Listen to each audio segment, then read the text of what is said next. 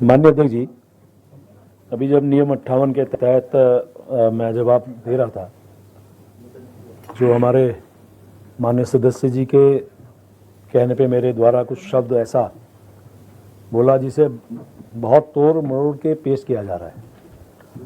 और निश्चित रूप से मेरा जो आशय था कि उत्तराखंड में सभी प्रदेशों के लोग रहते हैं, राजस्थान है, मध्य प्रदेश है, यहाँ से भी लोग यहाँ रहते हैं और ये बात ठीक है, उत्तराखंड सभी का है और हम सब उत्तराखंड के हैं, उत्तराखंड हमारा है।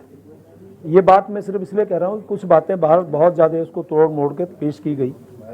और मैं माननीय अध्यक्ष जी, मेरा जन्म यहीं हुआ है और इस पूरे जो आंदोलन चला, जब मैं बोल रहा था, शायद भुवन भाई ने भी कहा कि मैं भी आंदोलनकारी रहा हूँ और मैंने थोड़ा सा जिक्र किया था। मैं सिर्फ 2 उदाहरण उस टाइम के मैं जरूर देना चाहूँगा माननीय अध्यक्ष जी।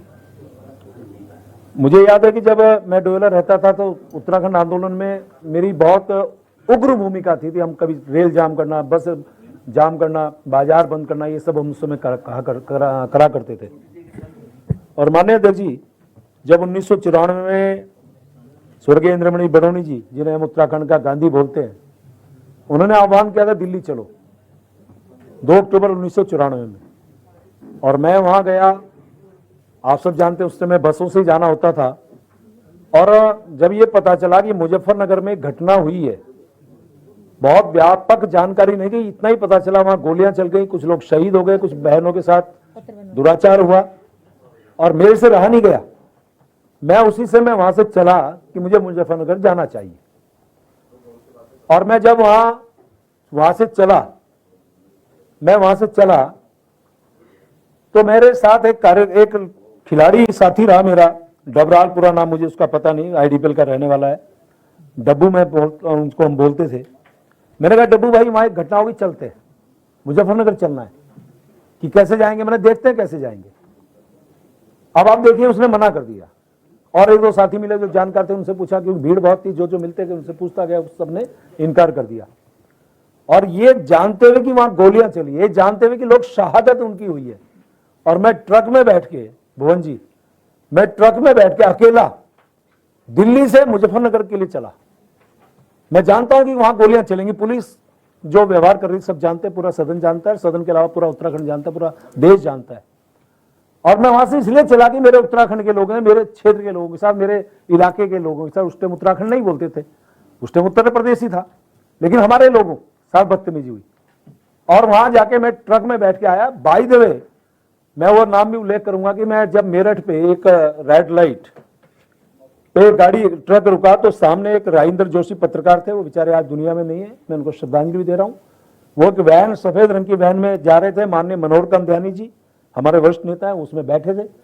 मैंने ऊपर से पूछा, मैंने कहा आप कहां जा रहे हैं? कि ऋषिकेश जा रहे हैं। मैं तुरंत उतर के, काजी भाई, मैं उस गाड़ी में बैठ गया। मुझे पता था कि ट्रक तो मुझे वहां ले जाएगा नहीं, ये कहीं भी छोड़ सकता है। मैंने कहा इनको मैं वहां से जैसे कैसे ले जा लूंगा। तो उनके साथ गए तो वहां देखता हूं कि वहां लाशें पड़ी हैं।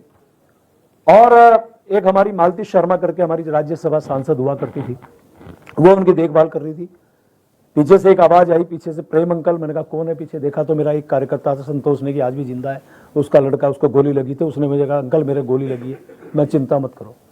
ये आशय बताने का मतलब। और ऐसी मसूरी की घटना जहां 7 लोग शहीद हुए थे, मैं डोयला से मोटरसाइकिल पे गया, 6 लोग की शहादत हुई। एक उमाकांत त्रिपाठी, जहां तक मैं समझ रहा हूं सीओ, उसकी शहादत हुई।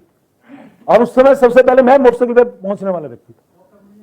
मुरली मनोज जोशी जी की गाड़ी के आगे मैं खड़ा हो गया, तो वहां उस समय बड़ा हंगामा हुआ। फिर मेरे को वहां से ले जाया गया। मतलब ये बड़ी व्यापक जानकारी आप कहें तो मैं दे सकता हूं, लेकिन मैं आज इसलिए नहीं देना चाहता कि समय का अभाव है, हमारे सब लोगों को ये बात का कोई मतलब समझ में शायद नहीं आएगा। लेकिन दुख का विषय यह है माननीय अध्यक्ष जी, इस प्रकार के बात को जब मैं ये बोल रहा हूं कि सारे उत्तराखंड में और उसको किसी और रूप में वहां प्रस्तुत किया गया, तो मुझे लगता है मेरे लिए भी दुख का विषय। और ये मुझे खराब लग रहा है ये कहते हुए कि मैं अपने आप को कह रहा हूं कि मैं उत्तराखंडी हूं। मुझे कहना पड़ रहा है एक आंदोलनकारी के बाद कि मैं उत्तराखंडी हूं। माननीय अध्यक्ष जी, ठीक है, समय आएगा, मुझे साबित करना पड़ा तो करूंगा, लेकिन 2 लाइन जरूर कहना चाहूंगा कि हमारे दिलों में झांक कर देखिए, हमारे दिलों में झांक के देखिए, हमारे दिलों में उत्तराखंड बसता है, हमारे दिलों में झांक कर देखिए, हमारे दिलों में उत्तराखंड बसता है। हम जिएंगे तो उत्तराखंड के लिए और हम मरेंगे तो उत्तराखंड के लिए। ये बस मैं मात्र इतना कहना चाह रहा हूं माननीय दीदी। माननीय सदस्य काजी निजामुद्दीन जी। धन्यवाद।